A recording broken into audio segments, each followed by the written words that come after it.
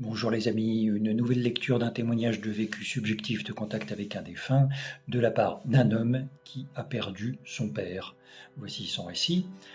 Mon père et moi étions comme des jumeaux, très complices durant son vivant. Quelques jours après son départ, mon frère et moi étions à la recherche des papiers d'enregistrement de sa voiture que l'on comptait vendre le lendemain. Et les papiers étaient introuvables là où ils étaient supposés être, un coffre où mon père gardait tous les papiers importants. En fouillant dans ce coffre, j'ai trouvé un dossier qui portait mon nom et dans lequel mon père avait soigneusement gardé tous les papiers qui me concernaient. J'ai ressenti une vague d'amour et de tendresse envers lui en découvrant ces papiers. Et c'est à ce moment-là que ça s'est produit. Soudain, je le vois. Une image dans ma tête, à la fois réelle et irréelle. Il porte un pull bleu marine et il se gratte nerveusement la tête en me disant d'une voix forte « Vous cherchez au mauvais endroit !» Les papiers de la voiture sont dans la pochette de mon portable. Et la vision disparaît.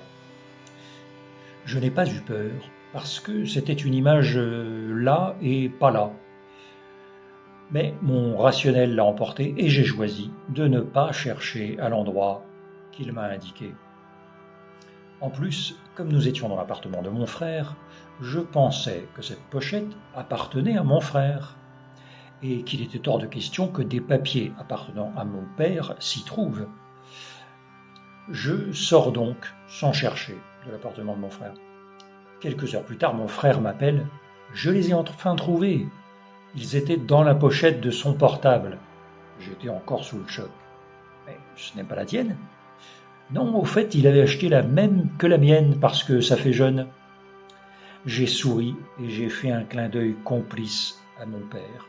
Je savais qu'il me voyait.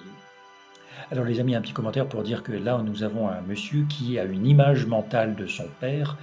Et on pourrait donc dire mettre en doute l'idée que c'est un véritable vécu subjectif de contact avec un défunt.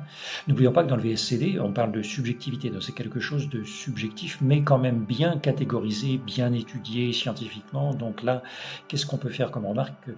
Effectivement, il voit son père dans cette image mentale, ou une image d'un autre type de réalité qui lui apparaît. Il voit son père qui se gratte la tête, peut-être dans une façon de faire assez inhabituelle en fait, et puis l'image disparaît soudainement. Donc en fait, c'est pas qu'il pense à son père, il a une image soudaine et une image qui disparaît tout d'un coup. Donc c'est bien un VSCD.